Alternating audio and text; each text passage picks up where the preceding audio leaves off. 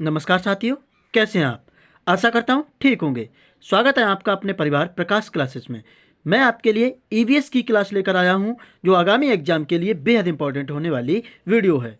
अगर वीडियो आपको पसंद आए तो वीडियो को लाइक ज़रूर कर दें, शेयर भी कर दें, चैनल को ज़रूर सब्सक्राइब कर लें, बिल्कुल बेल आइकन को प्रेस कर लें भैया, क्योंकि हम आपकी हर एग्जाम की तैयारी बिल्कुल मुफ्त में कराने वाले हैं।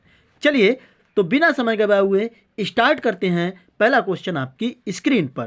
पहला क्वेश्चन क्या कहता है भैया, पर्यावरण अध्ययन की अंतः विषय प्रकृति पर्यावरणीय मुद्दों के द्वारा संबोधित करती है।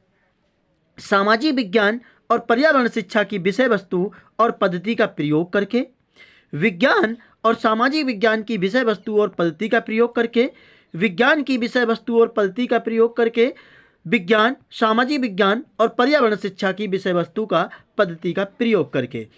एक सब्जेक्ट है, उसमें हमें पर्यावरण को पढ़ाना है भैया, बिल्कुल। तो उसमें विज्ञान के माध्यम से ही पर्यावरण को पढ़ाना है, सामाजिक विज्ञान के और पर्यावरण शिक्षा की विषय वस्तु पद्धति के प्रयोग करके अंतः संबंधी विषय को बनाना है। ठीक है, फिलहाल फर्स्ट नंबर का राइट आंसर आपका 4 करेक्ट हो जाएगा। वीडियो आपको पसंद आए तो प्लीज़ लाइक ज़रूर कर दें, शेयर भी कर दें, चैनल को ज़रूर सब्सक्राइब कर लें भैया, बेल आइकन को प्रेस कर लें। कक्षा 5 की शिक्षक है भैया, वो बिल्कुल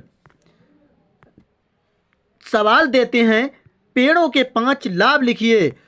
जबकि कक्षा के शिक्षक निम्न सवाल देते हैं। एक दूसरी कक्षा है, उसके शिक्षक हैं, वो निम्न सवाल देते हैं आपको। तो क्या होगा अगर धरती पर कोई पेड़ ना हो? ये सवालों की प्रकृति कैसी है? आपको कमेंट करना है। मुक्त अंतः वाले, बंद अंतः वाले, मुक्त अंतः वाले अपसारी या बद्ध अंतः वाले अपसारी होंगे।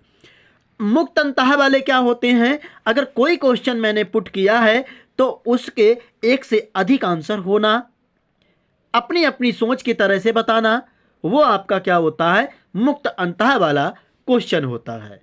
ठीक है साथियों। और बंद अंतः वाले आंसर एक ही आंसर होता है, उसका कोई भी अलग आंसर नहीं होता है। ये मुक्त और बंद अंतः में अंतर होता है। फिलहाल ऐसा क्वेश्चन, पेड़ों के 5 लाभ लिखना है तो वही बच्चा सा हर बच्चा वही लिख के लाएगा, तो ये बंद अंतः वाला हो गया। ठीक है। और पृथ्वी मुक्त अंतः वाला हो जाएगा, क्योंकि पृथ्वी के बारे में सोचेंगे, कोई पेड़ ना हो तो कोई बच्चा किसी तरह से सोचेगा, कोई बच्चा किसी की तरह से सोचेगा। यानी ये हमारा राइट आंसर हो जाएगा। बंद अंतः वाला अपसारी क्वेश्चन है पहला, और मुक्त अंतः वाला अभिसारी क्वेश्चन है। अभिमाने क्या होता है? खुला हुआ, और अप माने बंद, यानी बंद। ये आप ध्यान रखेंगे। अगला क्वेश्चन, कक्षा 5 की शिक्षिका एक एल्युमिनियम का फाइल लेती है और पानी में डाल देती है। वह देखती है कि वह ऊपर तैरता है, फिर वह फाइल को मरोड़कर जोर से दबाती है और पानी में निचोड़ती है और पानी में फिर से डालती है। फिर शिक्षार्थी को दिखाती है कि वह डूबता है।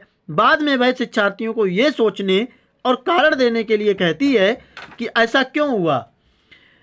इस प्रश्न का उत्तर देने में निम्नलिखित में से कौन सा प्रक्रमण कौशल का प्रयोग किया जाएगा?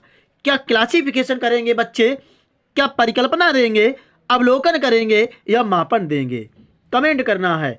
किसी समस्या को देखकर अगर आंसर देना है, वो क्या कर रही है? बिल्कुल विजुअलाइजेशन करा रही है बच्चों को, तो इसका मतलब अवलोकन हो रहा है, यानी हमारा तीसरा राइट आंसर हो जाएगा। वीडियो आपको पसंद आए तो प्लीज़ लाइक ज़रूर करें, चैनल को भी सब्सक्राइब कर लें। बिल्कुल मुफ्त में तैयारी, कोई भी चार्ज नहीं। अगला क्वेश्चन, पर्यावरण अध्ययन के शिक्षा शास्त्र के संदर्भ में सिवाय के निम्नलिखित सभी वांछनीय अभ्यास हैं, लेकिन एक इसमें से हमें निगेटिव छांटना है और 3 हमारे पॉजिटिव हैं। बच्चे की अस्मिता यानी व्यक्ति तत्व का पोषण करने, आलोचनात्मक चिंतन और समस्या समाधान के लिए क्षमता संवर्धन करने, वास्तविक अवलोकन के स्थान पर पाठ्यपुस्तकीय ज्ञान को श्रेष्ठता को स्वीकार करने, पाठ्यपुस्तकों और संदर्भों की बहुलता को बढ़ा देना। 4 नंबर का राइट आंसर क्या होगा? बिल्कुल बच्चे की आत्मक्षमता पोषण करना है भैया, बिल्कुल हमारा राइट आंसर होगा। आलोचनात्मक चिंतन और समस्या समाधान के लिए क्षमता संवर्धन करेंगे और पाठ्य पुस्तकों और संदर्भों की बहुलता भी बढ़ा देंगे, लेकिन वास्तविक अवलोकन के स्थान पर पाठ्य पुस्तक का ज्ञान सर्वश्रेष्ठ नहीं होता भैया। अवलोकन करके बच्चा इतना अच्छा सीखता है, उतना अच्छा पाठ्य पुस्तक से नहीं सीख पाएगा। अगर पाठ्य पुस्तक से ही बच्चा सीख लेता तो वो घर पे ही पढ़ लेता, स्कूल क्यों आता। ठीक है, आशा करता हूं समझ में आ रहा होगा। अगला क्वेश्चन आपकी स्क्रीन पर, निम्नलिखित में से कौन सा कथन आकलन प्रक्रियाओं के बारे में सबसे कम उपयुक्त है। सीखने के संकेतों और उप संकेतों की सूची बनाना, रिपोर्टिंग को अधिक विस्तृत बनाना। सबसे कम यानी नेगेटिव पॉइंट ढूंढना है। बच्चे की निजी विवरण और व्यक्तिगत पृष्ठपोषण देना वांछनीय अभ्यास है। बिल्कुल ये भी हमारा राइट हो सकता है क्या। ठीक, अच्छा और बहुत अच्छा जैसी टिप्पणियां बच्चे के सीखने के बारे में एक समझ प्रदान करती हैं। बच्चे के पोर्टफोलियो में केवल उनके सबसे बेहतर कार्य ना होकर सभी तरह के कार्य होने चाहिए। बिल्कुल ये हमारा पॉजिटिव है भैया। ठीक, अच्छे समझ प्रदान करता है। ठीक है, सीखने के संकेतों और उपसंकेतों की सूची बनाना रिपोर्टिंग को अधिक विस्तृत बनाता है, लेकिन हमारा सेकंड वाला नेगेटिव पॉइंट हो जाएगा। वीडियो आपको पसंद आए तो प्लीज लाइक जरूर कर दें। अगला क्वेश्चन आपकी स्क्रीन पर, एक ऑप्शन इसमें कट हो गया है, इसके लिए बेहद सॉरी। दिए गए प्रश्नों को ध्यान से पढ़िए। क्या आपने अपने घर या स्कूल के आसपास जानवर देखे हैं? जिनके छोटे बच्चे हैं अपनी नोटबुक में अपने नाम लिखिए। इस प्रश्न के माध्यम से किस प्रक्रमण कौशल का आकलन किया गया है? परिकल्पना एवं प्रयोग करना, चर्चा करना, वर्गीकरण एवं चर्चा करना, न्याय के लिए सरोकार या अवलोकन करना। तो बच्चे क्या करेंगे? अवलोकन करेंगे कहीं ना कहीं। बिल्कुल अवलोकन करेंगे उन चीजों का, और अवलोकन करेंगे और सीखेंगे भैया। ठीक है, अगला क्वेश्चन, महेश कक्षा 4 के शिक्षक हैं। वे वृक्ष संरक्षण की अवधारणा पर शिक्षार्थियों को संवेदनशील बनाने के लिए योजना बनाते हैं। निम्नलिखित में से कौन सी एक गतिविधि इस उद्देश्य के लिए सर्वाधिक उपयुक्त है? एक पौधे को अपनाने और उसका पोषण करने के लिए प्रत्येक शिक्षार्थी को प्रेषित करेंगे आप। वाद विवाद प्रतियोगिता, वाद विवाद नहीं करना है पर्यावरण में। पोस्टर प्रतियोगिता में हिस्सा लेना नहीं भैया। समूह चर्चा के लिए शिक्षार्थियों के समूह बनाएंगे क्या? ये होगा हमारा राइट आंसर। बिल्कुल ये भी नहीं भैया। एक पौधे को अपनाना और उसके पोषण करने के लिए प्रत्येक शिक्षार्थी को अभिप्रेरित करेंगे, तभी वे संरक्षण की अवधारणा को शिक्षार्थियों को संवेदनशील बनाएंगे। अगला क्वेश्चन, प्रयोग करना आकलन का एक संकेत है। निम्नलिखित में से कौन सा प्रयोग करने वाली संकेत का आकलन करने का सबसे उपयुक्त तरीका है? सृजनात्मक लेखन, चित्र पठन, निर्देशन प्रदर्शन या हस्तपरक गतिविधि। तो बच्चा जितना हस्तपरक करेगा उसमें गतिविधि जो होगी भैया वो हस्तपरक हमारा राइट हो जाएगा। अगला क्वेश्चन, कांच के जार तथा बोतल को उनमें अचार भरने से पूर्व सूर्य की धूप में अच्छी तरह सुखाया जाता है। ऐसा क्यों किया जाता है? आपके घर में भी अचार डाला जाता होगा। अचार बोतलों में भरने से पहले बोतलें सुखाई जाती हैं। क्या उनमें से धूल को हटाने के लिए, क्या उनके तापमान में वृद्धि करने के लिए, नमी को पूर्णतः हटाने के लिए, अचार को स्वादिष्ट बनाने के लिए? स्वादिष्ट तो हम जितने भी मसाले डालेंगे उनसे स्वादिष्ट होगा। नमी, धूल तो हम साफ करेंगे, तापमान में वृद्धि नहीं होगी, लेकिन नमी को पूर्णतः हटाने के लिए धूप में अच्छी तरह से सुखाते हैं। अगला क्वेश्चन, रेनू की दादी उसे एक सूखा कुआं दिखाते हुए बताती है कि 15-20 वर्ष पहले कुएं में पानी था, लेकिन वह अब पूर्णतः सूख गया है। कुएं में पानी सूखने के क्या कारण हो सकते हैं? पहला हमारा ऑप्शन है, आसपास के इलाके में बहुत सारे बोरिंग पंप लगाए गए हैं। पेड़ों, कुएं तथा उनके आसपास के स्थान की मिट्टी को अब सीमेंट से ढक दिया गया है। प्रत्येक व्यक्ति के घर में अब नल होने के कारण कोई भी कुएं का प्रयोग नहीं करता।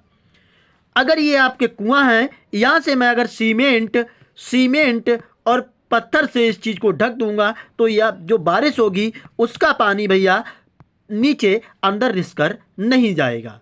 तो इसीलिए हमारे कुएं जो हैं वो सूखते जा रहे हैं। फिलहाल 10 नंबर का राइट आंसर क्या हो जाएगा? फर्स्ट और सेकंड दोनों राइट हो जाएंगे।